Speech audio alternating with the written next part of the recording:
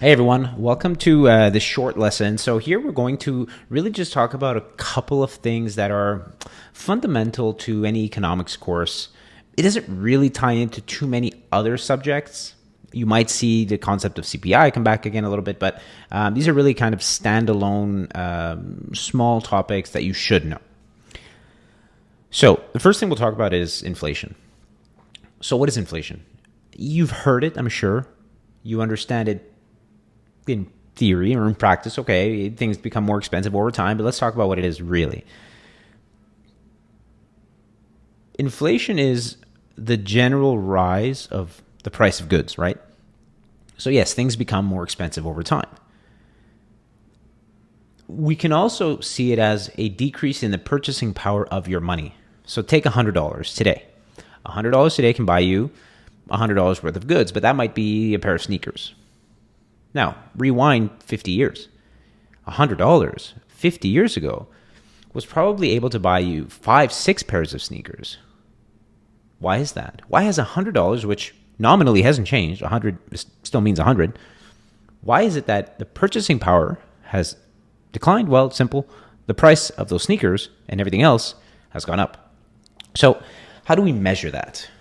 Because, the price of one thing going up could simply mean that good has become more expensive due to increased demand, a decrease in supply. Maybe it's become more the inputs required to make it are becoming more scarce.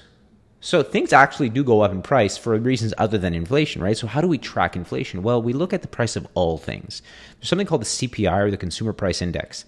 Try and imagine a basket filled with all the goods that we consume.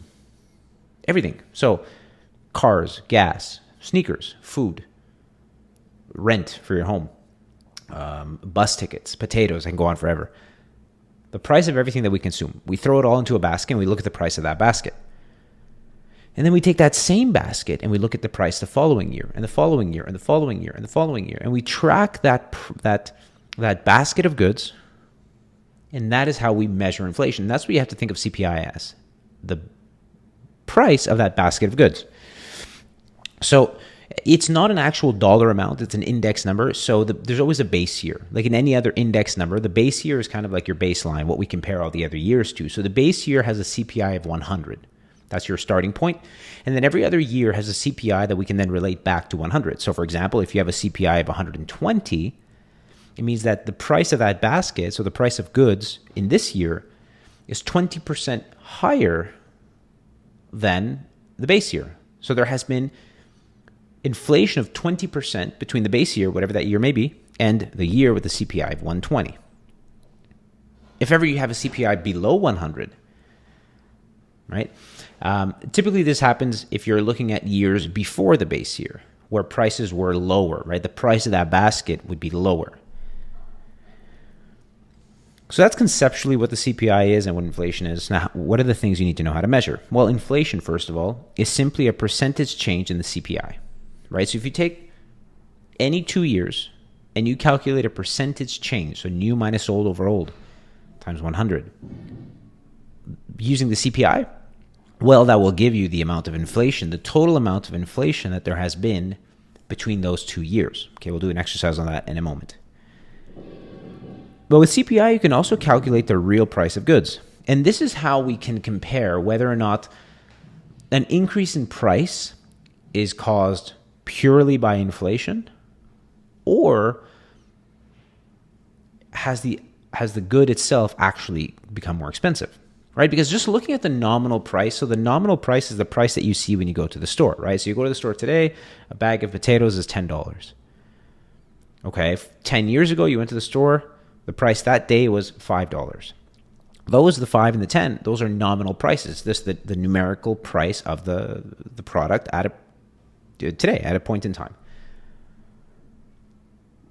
But have potatoes actually become more expensive? Well, to answer that, you need to calculate the real price. You effectively need to remove all of the inflation so that you can compare prices using the same dollar value or the same purchasing power. You can't compare $10 today and $5 10 years ago. That would be like comparing apples and oranges. So the real price, what it essentially is taking the price in 1 year, but expressing it in terms of what money was able to buy you in the base year or in some previous year. And then we're able to truly know or compare prices. And so we're going to do an exercise on that in just a moment. The formula to calculate the real price is the CPI of the base year over the CPI of the current year times the nominal price in the current year. Okay? So let's do this first exercise. So you've been given this table. We've got the CPI in 2009, 2015, and 2023. So 2009 is our base year. We can see that based on that 100. And then CPI in 2015, CPI in 2023. We also have the price of a movie ticket in each of the 3 years. So you see the price has steadily increased. But to say that movie tickets are actually more expensive would be, well, we couldn't know for sure yet because these are just nominal prices. So nominally, yes, the number is higher, but is it more expensive? The only way to answer that question truly is to calculate the real price. So what is the price of a movie ticket in 2023 expressed in 2015 dollars? You see, I want to know, using what money was able to buy you in 2015, what is the cost of one movie ticket in 2023? So we're looking for the real price in 2023 using 2015 dollars or using 2015 as your base year. And this is where there's a small kind of deviation between the concepts and the practice. Yes, in theory, the base year has a CPI of 100, but in practice, any year could be your base year. Like here, I'm trying to compare 2023 back to 2015, so 2015 will act as my base year. You're not always going to be plugging in 100 as the CPI of the base year. That's just the formula.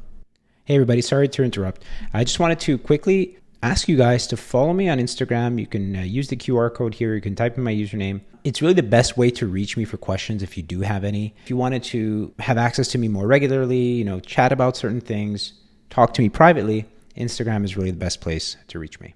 Okay? Basically, the base year could be whatever year you want for your prices to be expressed in. So we're going to do CPI. We're going to use this formula basically. So I'll just grab it.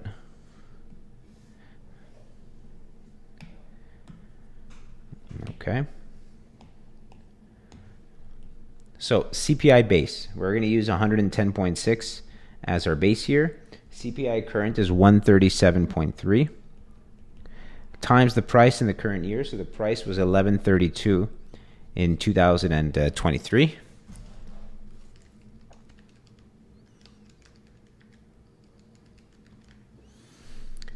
$9.12. Okay, so the price of a movie ticket in 2023, once you remove all of the inflation between 2023 and 2015, is actually only $9.12. So if we compare now, you're comparing $9.12 to $8.43. So we can see here that movie tickets have actually become more expensive, not because of inflation, but because the price of the ticket, the real price of the ticket has actually gone up. So what is the price? So the answer to A is $9.12. And by how much has the real price changed? Well, you would here, to calculate the change in the real price, you're just going to do new minus old over old. So I'm going to use the real price, the real price of 2023 minus the real price in 2015 over the real price in 2015 times 100. Now, if you're wondering, well, why is that 843 the real price? Didn't you say these were nominal prices? I did say that. One thing that's really important to know is that in the base year, the real price and the nominal price are the same. Okay, in the base year, so 2015 here is my base year. The real price is the nominal price. So this 843 is the nominal price, yes, but it's also the real price. Since, one more time, the 2015 is my base year in this problem. Now, if I do the math on this, I get about an 8.19% increase in the price of movie tickets. Okay. And finally, what is the average rate of inflation from 2009 to 2023? Okay, so for this, we don't need to look at the movie tickets. We just look at the CPI. You need to look at the increase. So we can see here that there's about a 37.3% increase in prices. Now, that's easy to see because you're using 100 as your base here. If you weren't using 100 and you couldn't eyeball it, you're going to use this formula here. The CPI new minus CPI old. So 137.3 minus 100 over 100 is going to give you 0.373. If you multiply this by 100, it's 37.3%. So this is the total inflation between 2009 and 2023. Now you want to be careful here because I didn't ask you for total inflation. I asked you for the average annual rate of inflation. So there's an extra step here. The extra step, first of all, is to count how many years there are. So between 2009 and 2023, that's 14 years. Now I know you're tempted to take this number and divide it by 14, but mathematically that would be incorrect. What you need to do is 1 plus the total inflation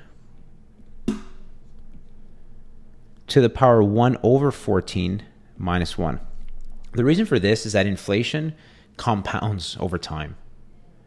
And if you were to just divide by 14, you would not be taking into account the compounding effect of inflation. Here you are.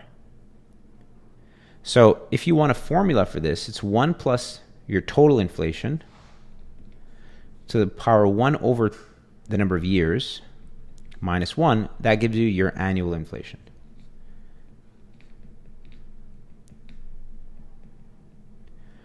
So 1.373 to the power 1 over 14 minus 1, it's about 2.29%.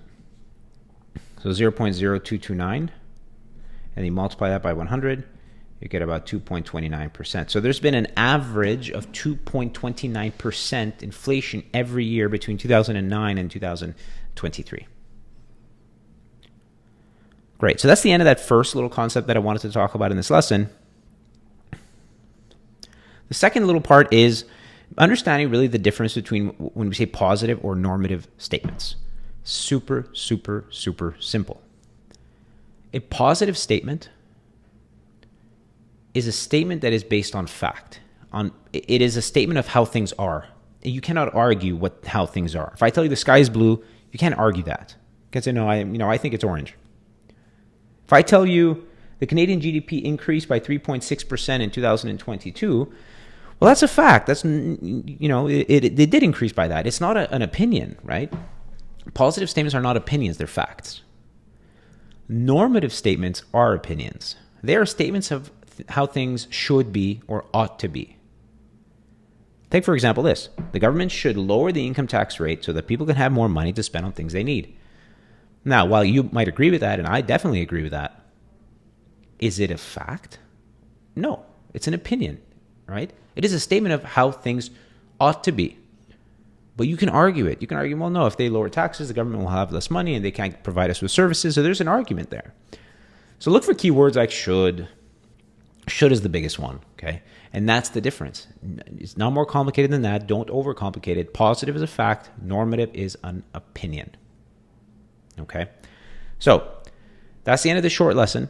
The real meat of the course starts in the following course. If you are interested in taking, signing up to the entire semester, please head over to my website. You can see it on the screen right now and find your course. Could be microeconomics, could be introduction to financial markets, could be microeconomics too, depending on, because this subject is kind of part of many courses. Find the one that suits you the best and join us, okay? I'll be posting additional content on YouTube, previews of those classes, but if you'd like the full class, if you want to have access to these PDFs, sign up on my website.